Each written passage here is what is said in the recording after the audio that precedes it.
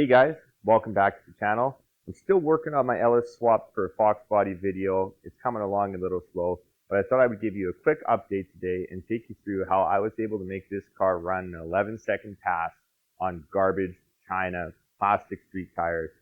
No boost, no nitrous, no traction compound, no gimmicks. Let's get at it. Alright, so we'll start at the front of the car and we'll end up at the back. Now, how this all started, I was originally kind of bummed out. I bought a pair of slicks off of the guy. They were really old. They were super cheap. They were on Mustang wheels. Anyways, they turned out to be junk. I was WD-40ing them up and wrapping them in saran wrap, which is supposed to soften them. And it actually was working. But in the process, I guess I cleaned off part of the tire and I exposed a couple of cords. So they were junk. Anyways, I had my heart set on going to the track because I had played around with all the little things to make it pass tech. So I said, you know what? I'm just going to take it out on my, Chinese street tires I put on this car. I figured they're going to go up in smoke anyways, so I just put a cheap set of tires on to save money on drag radials at the moment. Anyways, I was totally shocked with how well the car performed. So I figured, I'm like, you know what? This car is almost ticking all the boxes now. You have to get a cage if you go faster than 1150, and that's something that I can't see in this car's future. So if I can get there on really cheap street tires, I figured, you know what? I'll share the details with you guys. And if you want to go out there and try to get some good passes on garbage tires, you can do that as well. So for the engine setup in this car, it's an LFA engine, very similar to an LS2. It's got a mild cam, sloppy stage 2, or the Elgin E1840P. It's obviously got an aftermarket China intake. It's not the best intake in the world. So all in all, there's nothing really special going on with the engine at all.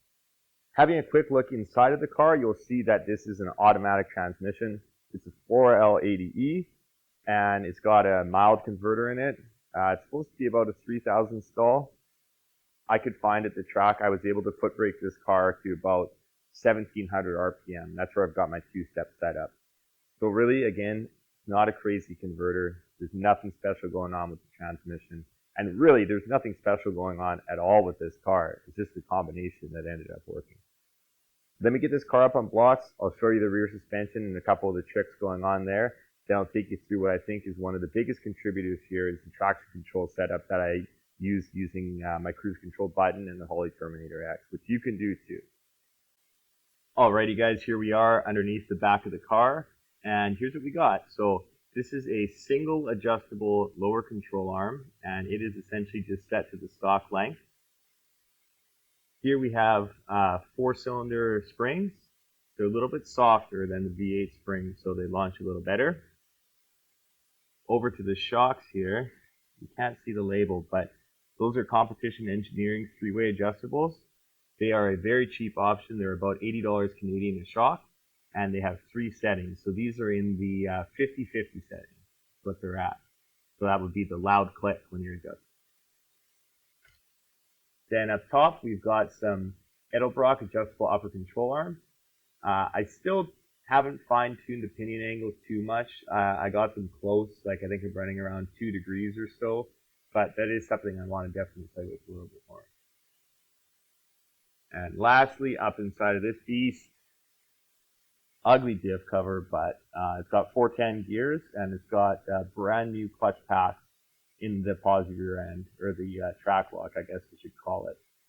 The car was starting to spin one tire once in a while, so I put the $100 into it to get those working. The rest of the underside of this car, but there is really nothing too special going on back here at all. These are pretty standard parts, nothing crazy.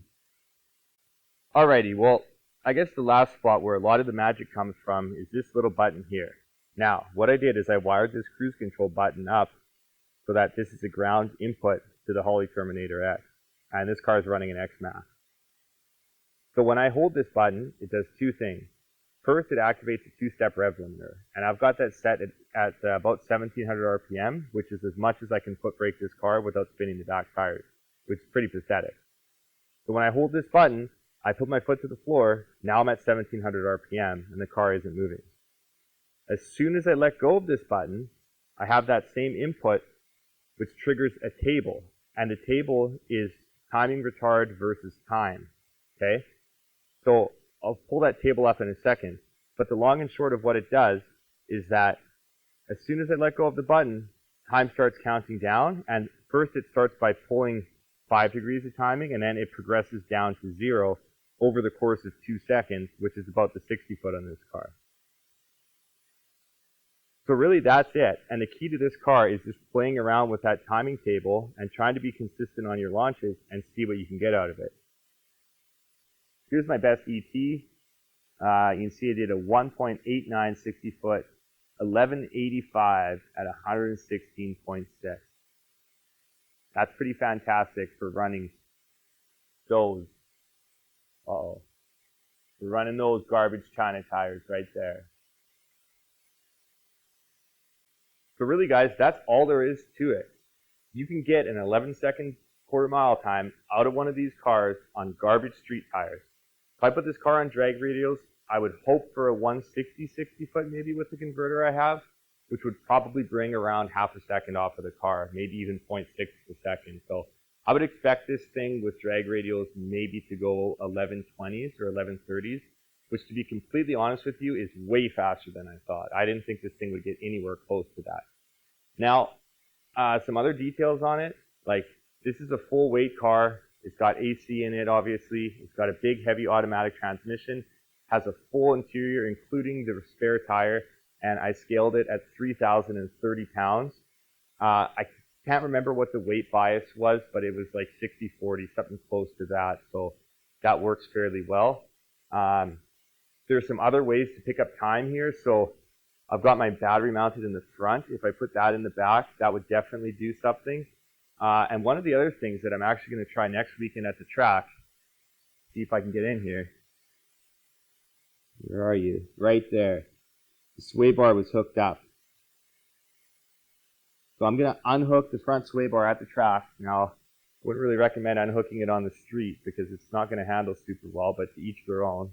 I don't probably also think it makes your car illegal. But I'm going to unhook that front sway bar, and what that's going to do is it's going to allow the front end to pick up more. So I will keep you guys updated on how things go with that front sway bar unhooked, and I will be out shortly with a video on the entire LS swap guide for this car. It's just summertime. My life is super busy right now, but it is coming. And if you have any questions, you can always just ask me on Instagram or in the comments section somewhere. I always try to help people out with this stuff because it's not rocket science.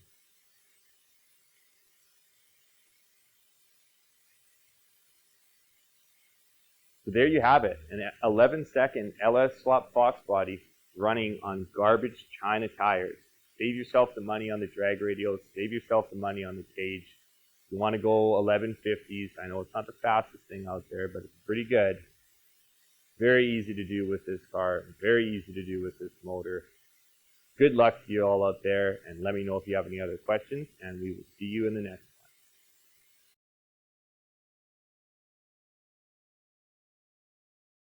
100. Charge